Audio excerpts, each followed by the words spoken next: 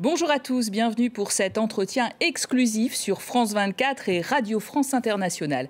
À l'occasion du Forum de la paix, manifestation internationale sur la gouvernance mondiale et le multilatéralisme qui se déroule chaque année à Paris, nous avons le plaisir de recevoir dans nos studios, ici à Paris, Jean-Noël Barrot, le ministre de l'Europe et des Affaires étrangères de la France. Vous avez été d'ailleurs nommé, bien sûr, au Quai d'Orsay par le Premier ministre Michel Barnier.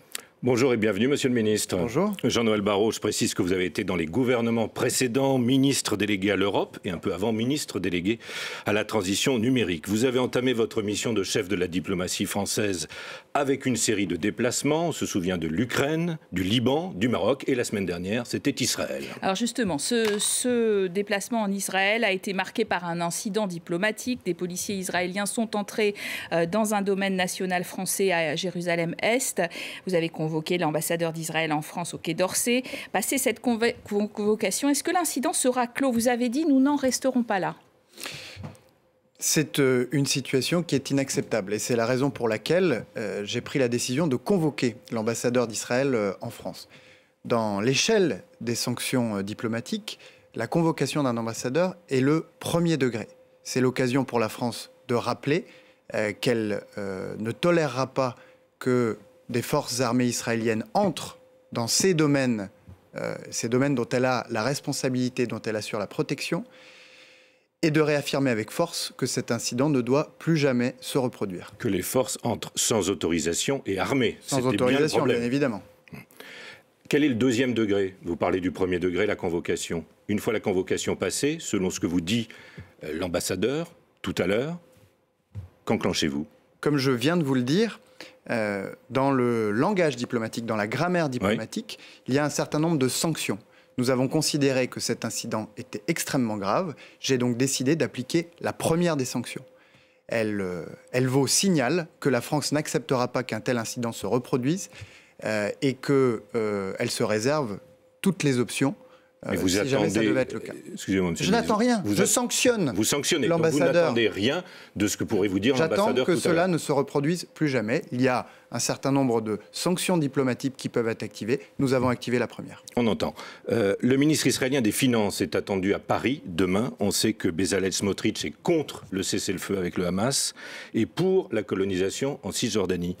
Est-ce que la France peut accueillir quelqu'un qui se revendique fasciste et suprémaciste? Ce qui est clair, c'est que nous dénonçons la politique qui est encouragée par ce ministre du gouvernement israélien qui consiste à poursuivre une activité qui est illégale au terme du droit international, la colonisation et la colonisation agressive de la Cisjordanie. C'est d'ailleurs la raison pour laquelle nous avons activé d'autres sanctions à plusieurs reprises, au titre national d'abord, en ciblant 28 colons extrémistes et violents qui pour certains ont été encouragés par ce ministre du gouvernement Netanyahou. Et puis ensuite au niveau européen où nous avons été moteurs pour créer un régime de sanctions visant les entités ou les personnes coupables ou complices de faits de colonisation. Ce régime a été activé 2 fois. Nous avons lancé 2 trains de sanctions à l'encontre de ces personnes et de ces entités. Et nous sommes en train de travailler sur un 3e train de sanctions européen. C'est pour bientôt, disiez-vous hier. Pour la visite de M. Smotrich, pas d'état d'âme à sa venue. Il n'est pas invité par la France, je précise. C'est l'organisation Israel is Forever qui l'a invité à un gala. Ça ne vous pose pas de questions, de problèmes? On sait que le gala a été organisé. À ce stade, je n'ai pas de confirmation de sa venue en France. Revenons sur quelque chose qui évidemment marque beaucoup l'actualité internationale, à savoir la victoire aux États-Unis de Donald Trump. Le président français Emmanuel Macron a été parmi les premiers Européens à le féliciter. Mais est-ce que finalement, au plus profond de vous-même, Jean-Noël Barrot, vous avez plutôt tendance à penser que ça n'arrange pas tellement nos affaires, cette victoire? Ça n'est pas vraiment la question. D'abord parce que le choix du peuple américain est souverain et que depuis 250 ans, nous travaillons de manière étroite avec les États-Unis. Nous avons survécu à 59 élections présidentielles américaines. Nous survivrons évidemment à la 60e. Et d'autre part parce que cela fait depuis longtemps, si je puis dire, au moins depuis 7 ans, que nous nous préparons à cette transformation du monde qui est à l'œuvre, en appelant comme le président de la République l'a fait dès 2017, dans son premier discours de la Sorbonne, l'Europe à se donner les moyens de sa souveraineté et de son indépendance. L'Europe n'avait pas l'air très préparée, précisément, elle a eu l'air surprise. Non, je crois que l'Europe est beaucoup plus préparée qu'elle ne l'était en 2016 à une présidence Trump, parce que, au fond, les grandes crises que nous avons traversées, la Covid et ses conséquences, mais encore la guerre en Ukraine, ont consolidé l'unité des Européens qui doivent aujourd'hui faire preuve de volonté et de courage pour accélérer sur cet agenda que la France a rédigé, il faut bien le dire, et que désormais nos partenaires européens se sont appropriés, mais qui suppose de passer à l'action et sans doute d'accélérer en matière de sécurité, en matière de compétitivité, en matière de protection de la démocratie. Voilà des sujets que nous abordions déjà en 2017 et sur lesquels nous avons commencé à progresser, mais là, il faut accélérer. Jean-Noël Barrot, vous n'ignorez pas que les États-Unis sont les premiers clients de l'Union européenne en termes de commerce, c'est le premier destinataire de biens européens. On sait que Donald Trump veut imposer de nouvelles barrières douanières, au moins 10%, peut-être plus. Est-ce que l'Europe peut tenir le choc de ce qui serait une nouvelle guerre commerciale, tenir le choc, voire répliquer? Vous avez raison de rappeler que l'Union européenne est le premier partenaire commercial des États-Unis d'Amérique. C'est pourquoi, pour les États-Unis, d'appliquer des droits de douane de manière un peu indiscriminée et massive à l'Europe serait une erreur de calcul majeure. Cela pénaliserait lourdement les très nombreuses entreprises américaines qui aujourd'hui sont installées en France ou en Europe, et cela amputerait immédiatement les contribuables, les classes moyennes américaines de toute une partie de leur pouvoir d'achat, parce qu'eux aussi achètent des produits importés et venus de l'Europe. Si l'administration Trump devait persister dans ce que j'ai qualifié d'erreur majeure, alors nous défendrons nos intérêts agricoles, industriels et commerciaux avec une volonté de faire et sans trembler. Nous avons démontré... Mais qu'est-ce qu'une volonté de faire, monsieur le ministre ? Qu'est-ce qu'une volonté de faire ? Bien, on parlait tout à l'heure du premier mandat de Trump et peut-être de l'impréparation des Européens à l'époque. À l'époque, nous étions encore sous le dogme du libre-échange. Il était interdit d'évoquer en Europe l'opportunité de sanctionner ou de répliquer à des mesures d'inéquité commerciale. Eh bien, l'Europe a changé. Vous l'avez vu, le mois dernier, l'Europe a décidé d'appliquer elle-même des droits de douane sur les véhicules électriques chinois, considérant que les subventions dont bénéficient les entreprises chinoises aujourd'hui sont désavantageuses pour les entreprises européennes. Donc nous avons construit des moyens de rétorsion. Ça existe, vous l'avez déjà fait. L'Europe va le refaire si Donald Trump persiste dans sa volonté de taxer les importations. L'Europe va commencer par ouvrir la discussion avec l'administration nouvelle, en indiquant que tout le monde aurait à perdre à une guerre commerciale. Et lui dire aussi que si jamais des droits de douane devaient être appliqués, eh bien, il y aurait évidemment des mesures de rétorsion. Réciprocité. Alors, la France est pour. Bien sûr. L'autre grande inquiétude, bien sûr, des Européens et des Français, c'est de savoir si l'administration Trump risque de lâcher l'Ukraine. L'Europe sera-t-elle d'ailleurs en mesure de prendre le relais, sachant que les 27 achètent beaucoup d'armes aux États-Unis pour justement les envoyer en Ukraine et sont très divisés à l'idée de compenser l'aide financière américaine de façon massive, de faire des emprunts et de pouvoir justement se soustraire aux États-Unis et les remplacer. Alors il y a 3 éléments dans votre question et je vais en parler très brièvement. Premièrement, sur les moyens financiers. Il se trouve qu'avec l'administration américaine sortante et avec les autres pays du G7, nous venons de signer un prêt historique de 50 milliards de dollars au profit de l'Ukraine qui ne sera payé ni par les Américains, ni par les Européens, ni par les Ukrainiens, mais par les Russes et par les revenus d'aubaine tirés des actifs russes que nous avons immobilisés.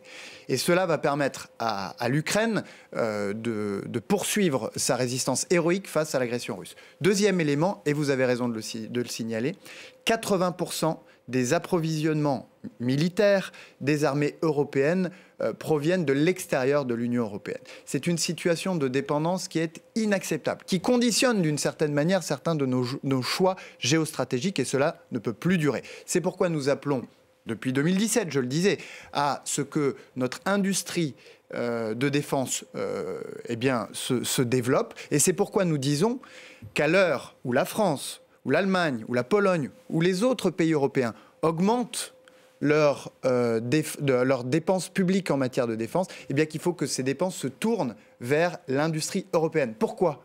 Eh bien parce qu'il serait inacceptable pour les contribuables français et européens, pour nos concitoyens, que nous augmentions, dans une période de contraintes budgétaires, les dépenses en matière de défense, si cela ne crée pas des emplois et des entreprises. C'est pourtant ce que va nous demander Donald Trump. Il comptera beaucoup sur nous pour acheter ses armes. Et nous lui répondrons qu'il est dans son intérêt, puisqu'il nous l'a dit de très nombreuses fois, que nos dépenses en matière de défense augmentent pour que l'Europe puisse assurer sa propre sécurité. Il l'a dit à de nombreuses reprises. Et nous répondrons que nous sommes d'accord, mais qu'il faut nous laisser nous approvisionner, si je puis dire, ou il faut accepter l'idée que l'Europe s'approvisionne elle-même, sans quoi nos compatriotes, les contribuables européens, refuseront que, si je puis dire, nous sacrifions dans d'autres dépenses publiques au profit de dépenses militaires qui ne seraient orientées que vers les États-Unis ou la Corée du Sud. Quid de l'OTAN ?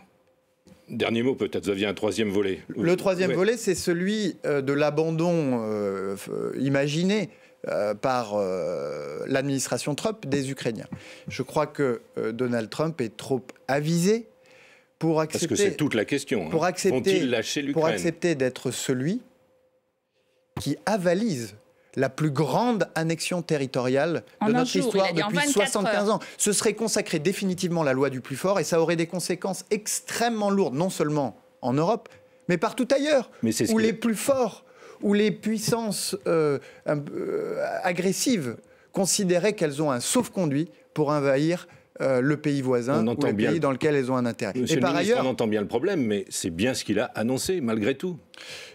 Je crois qu'il aura la volonté de prendre sa part dans la résolution de cette crise pour mettre fin à cette guerre d'agression. Ce que je ne crois pas, c'est qu'il voudra faire des cadeaux à un Vladimir Poutine qui est aujourd'hui affaibli au point d'être obligé d'exporter la guerre en Asie pour aller chercher auprès de la Corée du Nord des troupes de manière à défendre ou plutôt à agresser les Ukrainiens.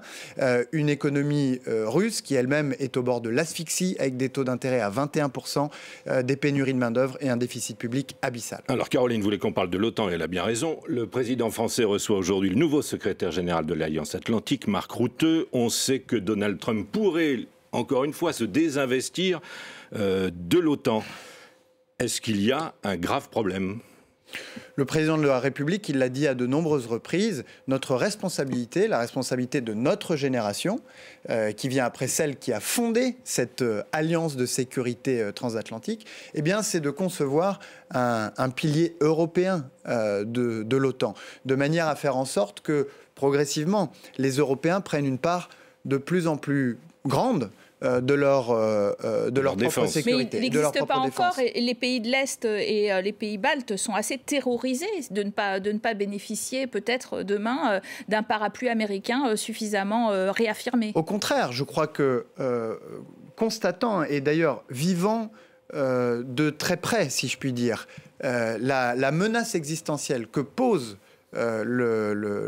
l'agressivité de Vladimir Poutine à l'Europe, et en particulier à l'Europe orientale, nos partenaires des pays de l'Est et des pays nordiques sont aujourd'hui convaincus qu'il y a quelque chose qui doit évoluer, qu'effectivement les États-Unis d'Amérique ont d'autres priorités stratégiques que la défense de l'Europe et qu'il nous faut donc progresser dans la direction que nous indiquons depuis des années, c'est-à-dire le développement d'une industrie de défense, le relèvement de nos dépenses et une intimité toujours plus grande entre les armées européennes. C'est la direction, mais ça ne va pas se faire du jour au lendemain, une industrie de défense européenne, monsieur le ministre. Ça a bien commencé. Nous avons commencé à faire évoluer nos outils de financement au niveau européen. Nous avons en discussion en ce moment même à Bruxelles un programme pour l'industrie de défense européenne qui vise justement à atteindre rapidement cet objectif. Et c'est sur ce point-là que nous devons accélérer. Et un commissaire à l'industrie. Au passage, Stéphane Séjourné qui va passer ses auditions. Alors, il y en a un quand même qui s'est réjoui très très fortement de la victoire de Donald Trump dans le club des 27. C'est l'ultranationaliste hongrois Viktor Orban qui parle de son ami. Est-ce qu'il ne va pas en profiter d'ailleurs, puisqu'il n'a jamais été très pro-Ukraine, pour exiger une paix très défavorable aussi au sein du club et devenir l'homme qui murmure à l'oreille du président américain ? Mais je ne crois pas que Viktor Orban puisse exiger quoi que ce soit.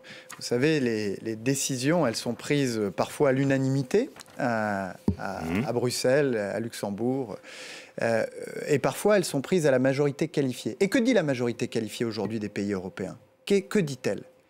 Eh bien, elle dit que la situation est extrêmement grave, que ce qui est en jeu sur le front ukrainien, c'est l'existence même de l'Europe. Écoutez ce que dit le président polonais, écoutez ce que disent les pays baltes, écoutez ce que dit la Roumanie aujourd'hui.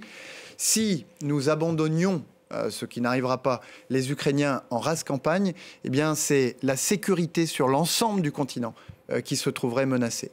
Et cette conviction-là, qui est très largement partagée par les 26. Ça n'est pas, je dirais, la vision de Viktor Orban et ses relations avec Donald Trump qui va la faire changer. Et Viktor Orban est-il loyal avec ses partenaires européens ? Viktor Orban exerce aujourd'hui la responsabilité de présider le Conseil de l'Union européenne.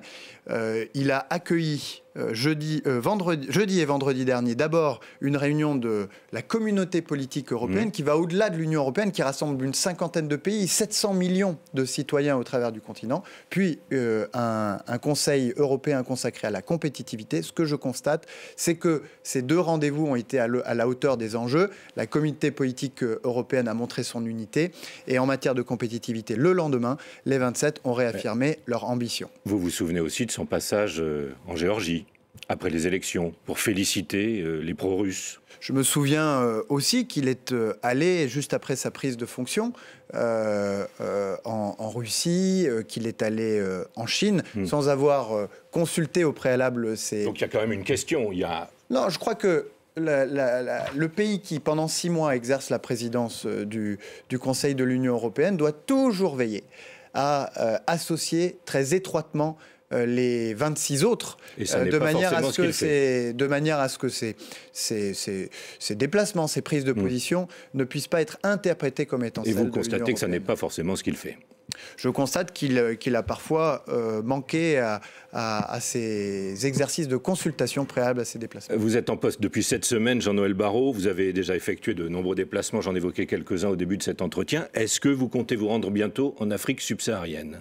Évidemment, et d'ici la fin du mois, je me rendrai à Addis Abeba pour un échange entre la France et l'Union africaine, qui sera l'occasion d'abord de réaffirmer l'ambition qui est celle de la France de réformer les institutions multilatérales et internationales, et je pense en particulier au Conseil de sécurité de l'ONU, pour que l'Afrique puisse y être mieux représentée, de manière à ce que ces institutions soient plus légitimes et que lorsqu'elles prennent des décisions, eh bien, ces décisions puissent être entendues et appliquées. L'Afrique mieux représentée, ça veut dire un poste au Conseil de sécurité, un poste permanent au Conseil de sécurité de l'ONU ? Ce que nous défendons, c'est l'idée d'avoir 2 sièges permanents pour les pays africains. Alors la France a dû se retirer quand même de plusieurs pays du Sahel où elle entendait lutter contre le terrorisme.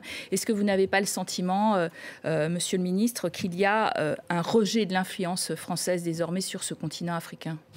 La France a choisi de faire évoluer sa relation avec les pays africains. A choisi ou a été contrainte ? Elle a choisi de transformer sa relation avec les pays africains, de concevoir une relation tournée vers l'avenir, fondée sur les complémentarités, fondée sur les intérêts mutuels et qui passe par des liens toujours plus étroits entre, bien sûr, les pays et leurs autorités, mais aussi les sociétés civiles, les mondes économiques, que ce soit d'ailleurs en Afrique ou en France et en Europe, où nous avons des diasporas africaines très importantes qui contribuent très largement à la vie économique, sociale et culturelle de nos pays. C'est cet agenda de transformation que nous avons commencé à mettre en œuvre et que nous allons continuer à amplifier, eh bien nous voyons qu'il produit des effets, des résultats qui sont très intéressants, ce qui nous encourage à poursuivre dans cette voie. Un nouveau type de relation. Vous savez que le 1er décembre prochain, c'est le 80e anniversaire du massacre de Thiaroye au Sénégal. Je rappelle que des dizaines de tirailleurs avaient été tués par l'armée française. Est-ce que la France va participer aux commémorations? Est-ce que la France est invitée à un quelconque niveau à participer à ce moment important? La France sera présente pour ce moment important. Je ne peux pas, peux pas vous indiquer aujourd'hui à quel niveau, de quelle manière et à quel niveau. Puisque vous serez prochainement en déplacement sur le continent, est-ce que ce pourrait être vous? Je ne peux pas vous confirmer la manière dont la France sera représentée, mais elle sera présente parce que c'est un moment important. Et, vous avez été invité par les autorités sénégalaises. Cette refondation des relations entre la France et les pays africains, elle passe aussi par un travail mémoriel qui, comme vous le savez, est placé au premier rang des priorités du président de la République. C'est toute la question. Mais techniquement, est-ce que la France a été invitée par les autorités sénégalaises? Je vous répondrai quand j'aurai la réponse. Quand vous aurez une réponse. Et vous ne l'avez pas pour l'instant. Alors, c'est vrai que l'Union européenne, vous êtes aussi ministre de l'Europe, noue des relations avec l'Afrique ou entend contrer l'influence croissante de la Chine et de la Russie sur ce continent, et notamment par de grands accords stratégiques, mais qui incluent beaucoup le volet migration. On a l'impression que finalement notre finalité absolue est de sous-traiter la gestion migratoire et des demandeurs d'asile en externalisant celle-là, en particulier dans les pays africains, avec des rapports bilatéraux UE et puis des rapports aussi de certains pays avec d'autres. Est-ce que ça n'est pas un peu réducteur? Est-ce que c'est précisément ces rapports uniquement sur la migration avec l'Afrique qui ne posent pas problème? En aucun cas et d'aucune manière, la relation avec l'Afrique n'est placée sous le seul prisme des mobilités et des migrations. Et je dirais même qu'au chapitre des mobilités et des migrations, la question de l'immigration irrégulière est un sujet que nous abordons avec nos partenaires africains, parce qu'eux-mêmes subissent en grande partie ces migrations irrégulières. Mais ça n'en est que l'un des sous-chapitres, puisque nous avons aussi les échanges humains, les échanges de talents, les allers et les retours de l'Afrique vers l'Europe, que nous devons traiter en parallèle de ce sujet de la migration irrégulière. Mais tout ça n'est que l'un des chapitres de ce livre que nous écrivons avec chacun des pays africains avec lesquels nous voulons, je le disais, refonder une relation sur la base de nos complémentarités, de nos intérêts mutuels. Il y a ensuite toutes les coopérations en matière économique, en matière culturelle, coopération avec les sociétés civiles qui parfois sont également présentes en France et auxquelles nous voulons associer à ce travail de refondation. Donc je pense qu'il serait beaucoup trop réducteur, contre-productif et en réalité illusoire de résumer la relation avec n'importe quel pays africain à cette question migratoire. Jean-Noël Barrot, il nous reste à peine un peu plus d'une minute. La COP29 s'est ouverte hier en Azerbaïdjan. Les relations, on le sait, entre la France et cette république sont notoirement tendues. L'Azerbaïdjan a arrêté 3 Français. Elle mène aussi une campagne hostile dans les territoires d'outre-mer. Est-ce que la France compte répondre d'une manière ou d'une autre? D'abord, vous me parlez de la COP, et je veux rappeler que nous fêtons en 2025, l'année prochaine, les 10 ans de l'accord de Paris, qui est une victoire, certes, qui est une immense victoire de la diplomatie française, qui a fait progresser la cause du climat comme ça n'avait jamais été le cas auparavant. Et sur l'Azerbaïdjan. C'est pourquoi nous avons à Bakou des négociateurs qui travaillent en ce moment même à faire aboutir un certain nombre de négociations, et notamment sur les marchés de quotas carbone. Ceci étant dit, nous sommes très vigilants. Parce que cette COP, elle draine aussi, elle attire à elle des représentants de la société civile, et nous sommes très vigilants à ce que cette participation à la COP ne pose aucun problème à leur sécurité. C'est-à-dire qu'il n'y ait pas de risque sur les Français qui se présentent à la COP. Nous sommes très vigilants et nous sommes très attentifs à la situation. 11 et 12 novembre, Forum de la paix à Paris. Un mot juste pour terminer. Est-ce que le multilatéralisme, l'ordre mondial qui fonctionne, est encore d'actualité? Est-ce qu'avec cette ONU très impuissante, des appels au cessez-le-feu sans réponse, vous êtes optimiste? Et vous avez 30 secondes. Le multilatéralisme survivra à condition qu'il se réforme, et c'est toute l'ambition de la France. Que nous puissions avoir un Conseil de sécurité qui soit plus représentatif des grands émergents et des pays africains, que nous ayons des institutions financières qui permettent aux pays du Sud de n'avoir pas à choisir entre la lutte contre la pauvreté et la lutte pour le climat, et que nous ayons un droit international humanitaire qui, en toutes circonstances, soit respecté. Voilà les 3 axes du travail que le président de la République, que le Premier ministre m'ont demandé de mener, et je compte le faire avec résolution. Merci à vous d'avoir été notre invité aujourd'hui, Jean-Noël Barrot, ministre de l'Europe et des Affaires étrangères de la France. Et merci à vous de nous avoir suivis sur RFI et France 24. Restez bien sûr sur nos antennes où l'actualité continue.